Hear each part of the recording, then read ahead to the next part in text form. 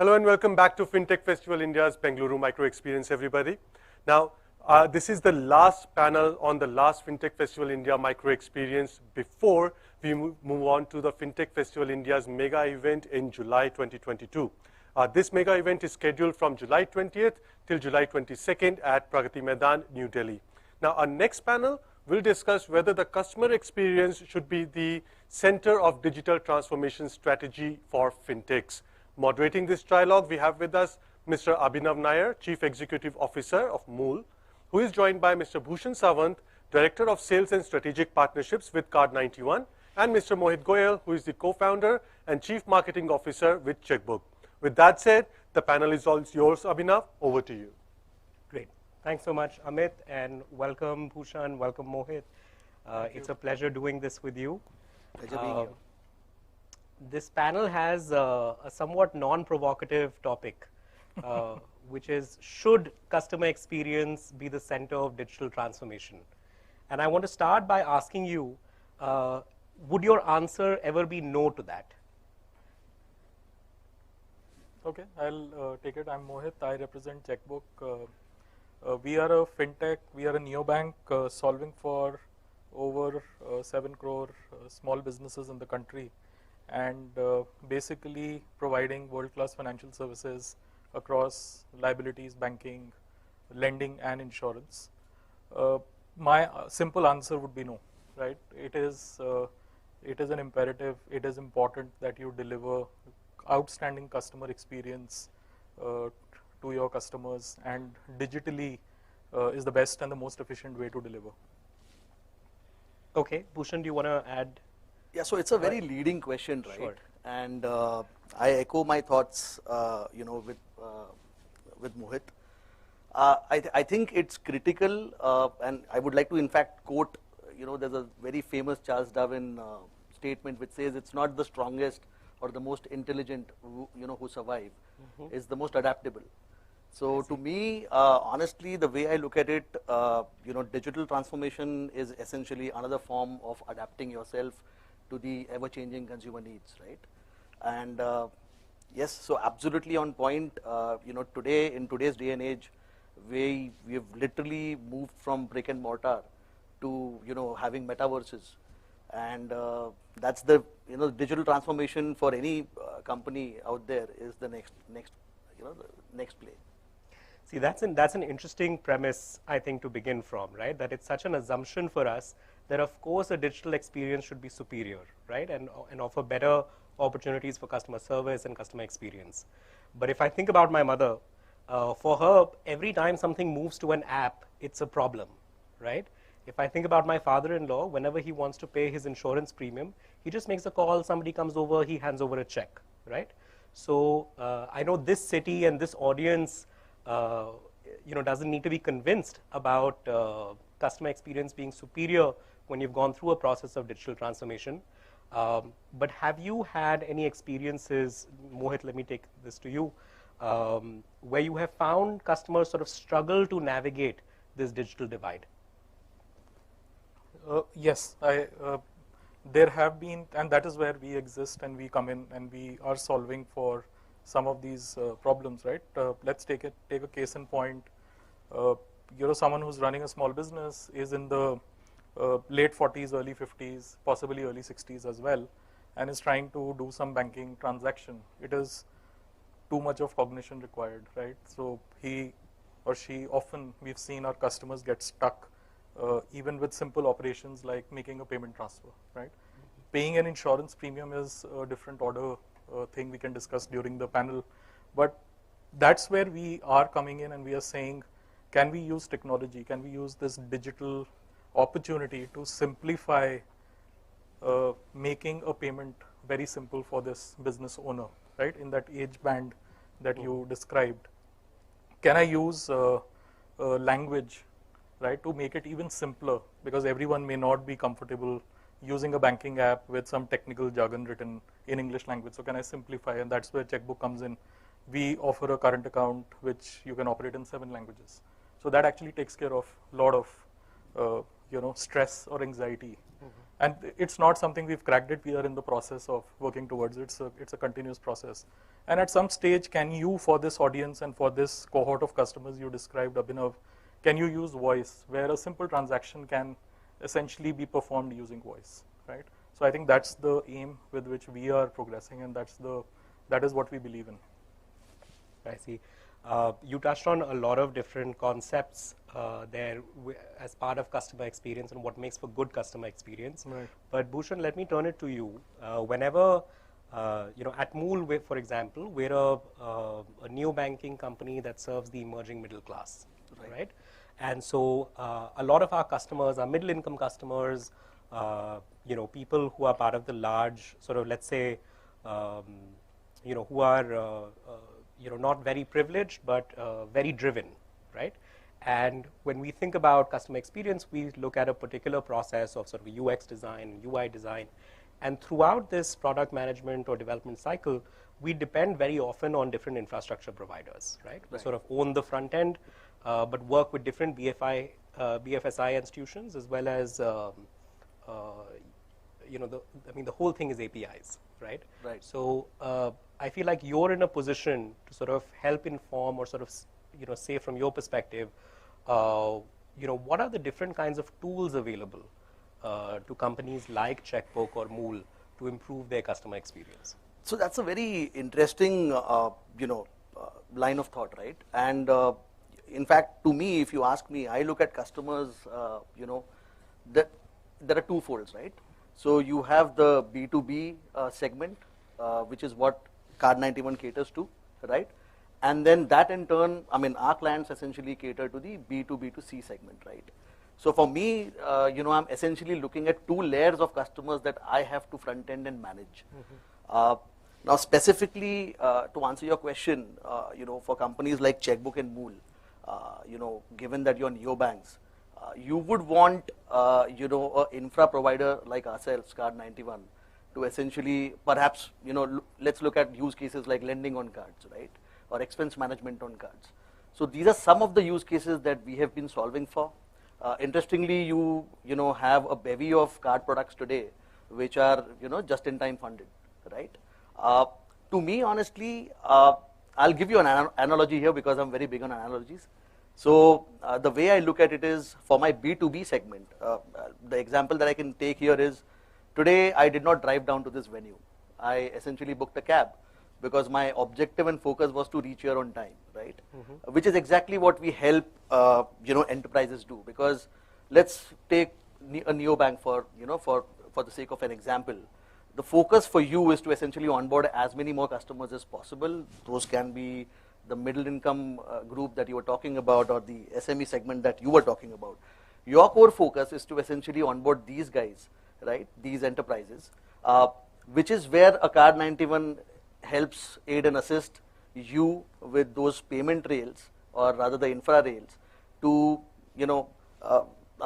if I have to put it in plain context, how can I roll out new card programs for these, for these set of customers? So that's one. The second piece which you spoke about is actually very interesting, because we also ensure that the UI and UX of our, interface is, so intuitive that it becomes very simple for the end user or the card holder to essentially, make it seamless as an experience. And I think this can be echoed not just for, I spoke about cards here in context of what we do here at Card91, but this can be replicated across, literally every product and service that a company is into. I see. So you're, in a way, you're saying that the technology piece is really a hygiene issue for fintechs. When you want to, when you make a payment, it should just go through, right? Absolutely. That there is a whole set of operations that should just be standardized and sort of assumed away, so that companies that are customer facing are really focused on design and customer experience as their reason to exist. Yes, I would say that, right? Just take an example of, all of us have perhaps done some, at some point in time, a booking on IRCTC. And you will all echo that that has been a very harrowing experience, right? Right. So it does not call for a very good customer experience. Now, compare that to, let's say, a Make My Trip, or an aggregator like a Skyscanner, right? Sure. and you yourself will agree that it's very intuitive, does not have a lot of friction points, and it's very seamless from an from a ticket booking perspective or from a user onboarding perspective. So yeah, I mean. So I want to dig deeper on this issue that you've raised and go back to you, Mohit. A lot of times when sort of fintech startups make their pitch, right, an assumption in that pitch is traditional banking, financial services institutions are terrible with technology design, and there needs to be sort of an additional sort of service layer to help this digital transformation come through. Why do you think that is? Why do you think that there are certain kinds of, Bhushan, for example, gave us the example of IRCTC, right? Are there some kinds of organizations that are just better at doing customer experience and design? And, why do you think that fintechs can lead on this issue? Fair. So I'll give you my personal take on this. And customer experience often becomes a department in traditional legacy organizations, whether they are banks, insurance companies, so on and so forth, right? Entire BFSI traditional stack. Fintechs actually exist, they take birth around customer experience, right? That's one thing which they really rally around, and that's how they're able to differentiate between how a legacy bank or a legacy BFSI company is delivering services. So it's not only customer experience is not limited to what is my CSAT score or what is my usability score. For a fintech to be able to be successful, like for example, we are very open in saying this community of small business owners, right, where traditionally typically they have a 40 lakh sales turnover. No bank is interested in dealing with them because their targets are being met by catering to the top 1%, right? So that's where we step in and we say we want to improvise experience and we want to deliver. We believe, and that's a very interesting discussion point within Chqbook, that we believe this community deserves the kind of experience an Amex would give to their customer base, right? So fintechs actually have taken birth, and the reason many of them are super successful because they've been able to actually keep customer experience at the core and not just set it off as one of the departments. So once you have that clarity, then everything is built around it. Then there is no discussion whether one API is working or UX screens are looking good or bad. At Chqbook, we are obsessive about UX UI, right? We don't outsource this problem. We work on prototypes in-house. We know who our TG is. We take the UX UI prototypes to our TG. We see how they react, then bring that feedback into the organization. So every needle and thread, every detail around delivering the product revolves around the customer and how he is reacting to the proposition. And am I able to take the customer from point A to point B in a seamless manner, right? Without having to worry whether I'm having a legacy bank powering some of my services or not. One of the challenges, I think, in financial services in particular, is that it's such a supply-led industry, right? And it shows even at the level of customer experience and design, right? For example, when you make a payment, they tell you your account is debited by X amount, right? When you add money, it says your account is credited. If I remember my accounting lessons, a debit is when you increase an account, right? In the sort of double entry system. So really, even down to the SMS that the bank tells you, it really means that, we have adjusted our liability against you, as opposed to saying that you have more money, right? And similarly, and this goes all the way from sort of onboarding words like KYC, right? We work with a lot of vernacular users. For them, like, even the word, like the abbreviation KYC is such a, it's a confusing thing, right? Because it's an alien term in a way. When we thought about why more people who have surplus income don't invest in inflation-beating assets, it was clear that we were talking to a community to whom something called a Kotak emerging, blue chip equity mutual fund growth option really didn't make any sense, right? So let me ask you both.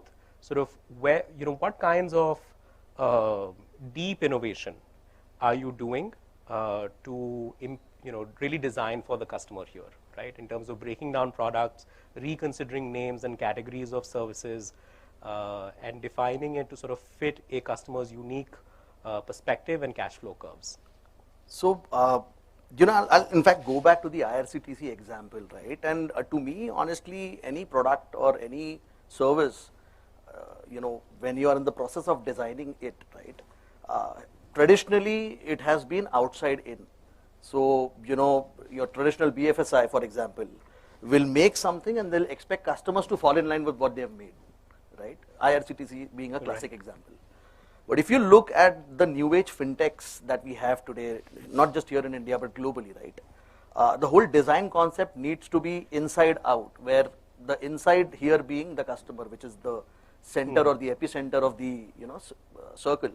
And then you essentially design your product around what are the pain points that this particular customer or this particular cohort or this particular segment is witnessing when they're going through a journey. So to me, honestly, to answer your question, when it comes to innovation, right, it needs to be inside out, wherein you are essentially factoring in what are the challenges today in my customer's journey. What are the pain areas? Is it taking too much time? Are there too many drop-offs, right? And then how can I solve for those? So that's my my view on how and that's predominantly where fintechs actually step in. Because traditionally, if you look at BFSI and some of the traditional banks, the old school banks, they have been very process inefficient, right? Without naming the banks here, of course. But if you look at fintechs, one of the key levers that the fintechs bring on board is to essentially bring that flexibility, that nimbleness, and that modularity to the entire customer experience. Mohit, you spoke a little earlier about what the process of designing for the customer looks like at your company, right? About how you take prototypes to your user community, get feedback, and come back. Would love it if you sort of shed a little more light on what that process has told you about heterogeneity within your customer segment. So if you're trying to serve MSMEs, what are the sort of different variables there that you have to factor for and design a cohesive product with? And are there any other factors that helps you triangulate a particular customer segment? Sure. So I think simplification of UX is obviously the ultimate. Before that comes in what is the objective? What is it that we are trying to solve? Who is our customer? So KYC is again a very popular term within Chqbook, right? But KYC is written on our writing boards and not so much in the communication that we send out to our customers. And that thing is to remind us that who's your customer. So know your customer. So it is a message for people internally and product managers and marketing managers, everyone. So that's where it starts. So let's take a case in point that we are solving for this community. We are offering current accounts. The penetration of current accounts is extremely low in this community. Many of them don't get access to the current account owing to the complex processes that the banks subject them to. So if I have to make sure that large part of this community is active on a current account, and how can I deliver digitally, right, with a seamless process, and then I need to understand that what will they do with this current account, and what are the top three things that they need to really be able to use on the current account. Number one would be they should be able to check how much money is coming in and going out from their account. Number two, they should be able to do simple transactions like making payments to their suppliers, vendors, click of a button. They should be able to download statements and in a very easy and simple way see what's happening on the account, right? And they should be able to do it in a language of choice, because everyone may or may not like the confusion around credit debit that you raised, right? So we've also faced something similar. So if this is what we are trying to deliver, then we need to make sure that the interface and the engineering to be able to deliver, lives up to that. And that's where the process starts. So then you say, okay, how does a typical banking app deliver a current account digitally? And then you realize that a banking app, ABC Bank, is designed for an enterprise. they actually designed a current account which was meant for an accountant to operate from a desktop. And now because it is mobility and it is mobile and everyone is on mobile, so they just compressed it and created something complicated on a mobile phone. And this end user is not able to use.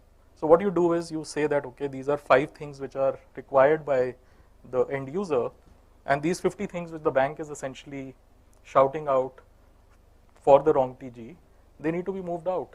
And then you design your product, deliver it, test it, deliver it, and see that people are able to actually make those transactions that, okay, on a screen, the person is supposed to just read and press one button and his payment is done. Press the other button, his statement is there. He should not be able to spend time, and we should not take him through that journey of discovering, oh, if I have to download, I have to click 5 times and then I will be able to download. I think those are the principles. I've just used current account as an example, and the same thing is applicable for our lending product. Same thing is applicable for insurance solutions that we have on our app. We also have value-added services like a bookkeeping service, popularly known as Bahi Khata, or bill payments. These are all single-click journeys, no cognitive overload, no anxiety, in the language of choice. So those become principles for you to deliver excellent customer experience. I think one more point, what we need to add is, you mentioned about the nomenclature, the naming. I think naming of products in financial services is like an obsession, right? Because I would love to be in a world where, like Tesla names its products as Model 3, Model 2, Model X, wish the financial services products were simplified. I think in a supply push industry that financial services are, BFSI, there is always a need felt either by the product manager or the marketing manager that how will the name do the selling job as well. So the sale starts by creating a very fancy name like that emerging market fusion fund 3 or something like that. It means nothing to the end user, right? So I think simplification and obsession on what you're trying to deliver is more important, so that the guy is able to go from point A to point B, and everything else becomes fluff then. And so, Bhushan, let me ask you what that looks like from a product management perspective, right? When you work with your clients, how do you advise them about the direction in which their product should evolve? What kinds of metrics can tell them that something's working versus it's not? Yeah, so to me, honestly, again, I'll give you an example here, right? See, traditionally, if you look at, again, I'll use cards as an example here. Traditionally, or historically rather, if you look at cards, there is a customer care number that is given, right? And for small things like blocking the card, or let's say freezing the card, or changing the PIN, you had to first go through that entire gamut of IVR, calling the call center, waiting for ages before your purpose gets solved. Now what we are solving for is, can we have all of this as part of as part of the in-app experience? So you don't have to essentially call up a number. You have been given that flexibility as a customer to essentially go ahead and block the card, or let's say freeze the card. Have a look at your transactions. You don't have to, earlier we didn't have that modularity where we had to wait for the monthly statement to come over an email, and then we were looking at, okay, these are the transactions that I've made. But if you look at most of the card apps that we have, new age card apps that we have, transactions are at the click of a button, right? And that's the philosophy with which we at Card91 have been working, right? How do I make this entire process very, very intuitive and seamless for the customer? Do I need to make the customer go through a very a process which has a lot of friction in it, and which also ends up being unproductive for the customer? Or do I essentially give him that wow factor, wherein he just clicks on the app and he's like, hey, my job got done? And principally that is what we also recommend to our customers, to answer your question, because we have our client set. Like I said, we cater to the B2B client set. So our client set comes and just for example, the other day we was having a discussion with a client who caters to the MSME segment. His point was that sir, ये इस जो ये cohort है, ये segment है, इनको वो feel चाहिए रहती है कि ऑफिस में जाके डेस्कटॉप पे में कुछ डैशबोर्ड रहेगा तो ही उनको लगता है कि काम हो रहा है. And I said that, look, you look at the internet penetration today in India. You look at the smartphone penetration in India today, And it is just amazing, right? We are looking at almost 800 million internet users, 840 million smartphone users by the end of 2022. And to me, that is what we advise. We always ask them to be mobile native because that's where the future is going. I mean, gone are those days where you will essentially log into a desktop, or you'll open up your laptop and get stuff done. Which is why you see most of the apps, even most of the CRMs now. I mean, you look at Zohos of the world, you look at the Salesforce of the world, have all migrated to being mobile native. So that's principally the philosophy that we engage in and sort of direct our clients towards, to essentially be mobile native and then sort of build the product around it. So you've led us into an exciting space, and we're nearing the end of our conversation.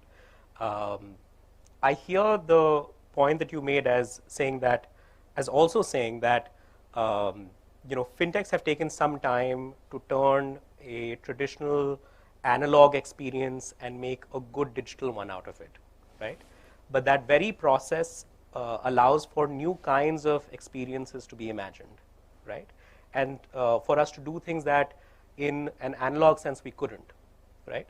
At Mool, for example, one of the issues that we deal with often is how do you do financial advisory, right? How do you talk to people about the time value of money, how to sort of go from point A to point B in their lives, and what that means not just in the context of money, but in terms of their financial bandwidth and the ability to do things in the world. So let me ask you both, on a closing note, what do you think the future looks like, and what are you really, really excited to build?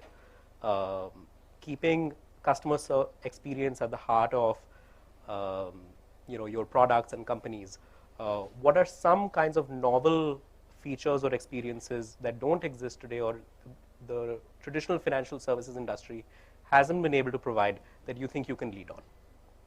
So, yeah, I think nice question. Thanks that you ask.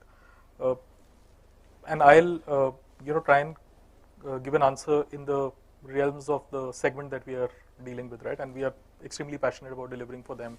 So I think frictionless onboarding, that is number one, and it's a journey. We've cracked a large part of it, and we continue to do it. So frictionless onboarding, seamless experience, so that there is so the user is hooked onto the Chqbook app and should be able to just perform everything to do with financial transactions needed for his business. We also believe that Chqbook will be the financial control center, right, for this small business owner. So that's the emotion we want him to also share with us. As we move forward and as we expand, I think language is going to play a big role. That how do you vernacularize, delivery of financial services? Currently, every application form, online, offline, is written in English legalese, right? So the challenge is first to simplify it, and then you essentially you want more people to join the bandwagon, adopt your product, start using what you're building for this community. So vernacular is going to play, and then marry it with voice. So take away again that stress of someone having to click and read, right? Help him use voice, whether it is nudging while he's using the app, using a voice command, or being able to offer him interaction using voice. I think that's the future, right? So just to how world has changed, and he spoke about credit cards and something which fascinates me. I remember when I was growing up, I had these people, family members who were several years elder to me, and they started working and they were doing very well, and they used to have those visiting card holders, right? So visiting card holders were meant for visiting cards, but there were a lot of people I knew who took pride in carrying different credit cards in those visiting card holders. And then there was this entire thing of wallets which would accommodate 4 or 5 cards, and how obsession, largely driven by fintechs, has actually removed the need of a physical card. Today I don't need a physical card to make a transaction. It is there on my app, and I can use for my daily transactions the card digitally without having to carry. So from that album of cards to wallets which were designed for cards to something which it does not require to be carried, I think it's a great journey that we have seen, right, coming about, we actually see the same thing, providing best-in-class financial services for this community, that how from the traditional paper-driven frequent visits to the branch, talking to 10 people in a branch to be able to get one financial transaction going, we want it to become seamless, and they should be able to do it in the language of choice, in the manner they want to, and have full control of the business.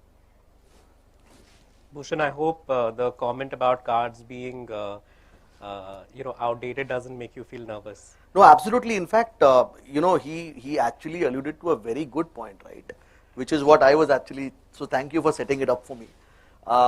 So look, I don't see, I'll give you an example. I'm not carrying my wallet today. To me, honestly, if you look at India, and if you look at India over the last 6 to 7 years, the gold standard in digital transformation to me is UPI.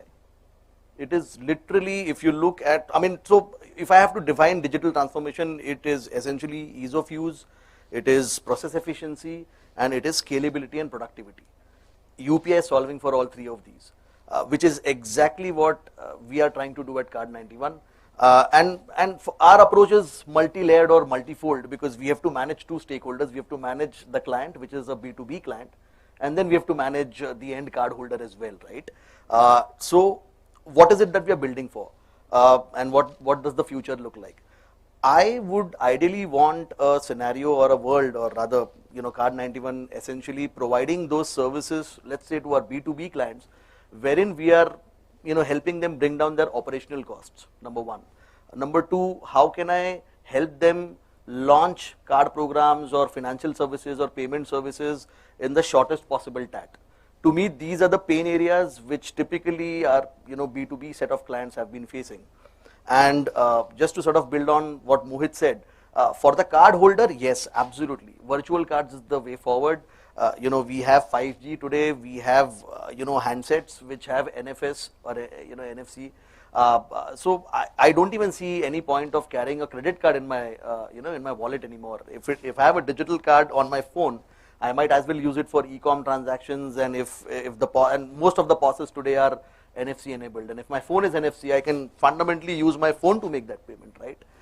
So that's what we have been sort of working towards at Card91, and hopefully you will in the days to come, you will see a lot of innovation in this particular field. I'm just checking to see if we have any questions online, and that doesn't seem to be the case, and we're over time.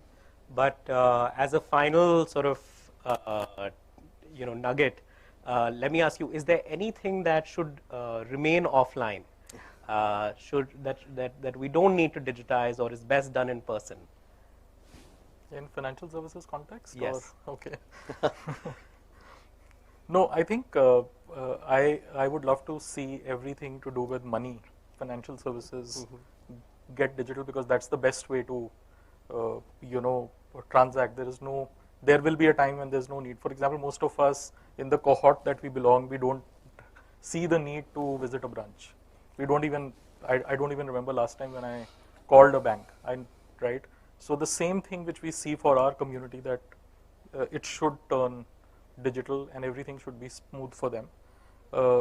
I think the point that you made, Abhinav, was the advisory or the planning part of it, right? Because this community that we cater to, it's not always about how much loan does he need or what kind of bank account or insurance he has. It's also about helping him be control, be financially fitter as a unit, right? Business unit as well as a family unit.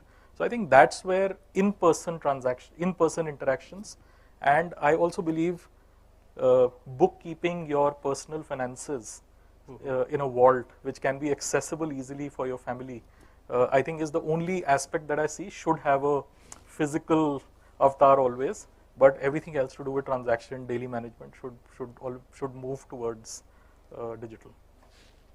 I appreciate the comment about financial advisory as well, right? I think once you get users onto a product or a platform, if you've done your job well, they should be able to take it from there, right? But I think everything that it takes to get them to that point, not only in terms of acquiring the customer, but having, developing financial awareness within that customer segment, right? Helping them understand that, that financial services, which are often things that we turn to in the short term, in the time of sort of a need or an emergency, is also something that you can use for really planning the long term, your long term goals, and having a financially literate and aware population. I think the sort of implicit trust that that is needed there is something that often happens offline, right? It happens in sort of how we see money being managed within our family, in conversations with our friends and relatives, and I think as more of those conversations turn to that where FinTech becomes the answer or recommendation of more of those conversations, I think we'll all see more growth. Right. So Absolutely. So thanks so much, everyone, for tuning in and joining us for this panel, and thanks again to the organizers for bringing us together. Thank you. Thank you. Thank you. Thank you.